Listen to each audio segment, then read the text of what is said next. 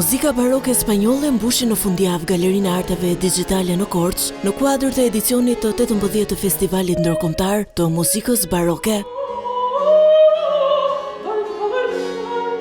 Koncerti me titull Dashuri, Besim dhe Çmenduri u mirëprit nga dashësit korçar, të cilët ndoqën me interes një program të pasur artistik.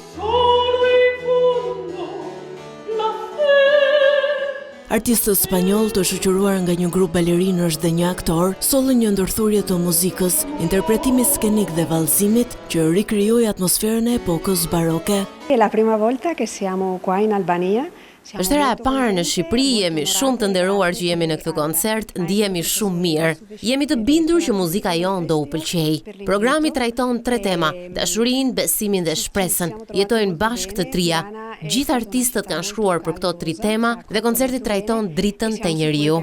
Për sa i përket festivalit, këtë vit kemi Korça është nata e dytë me grupin spanjoll.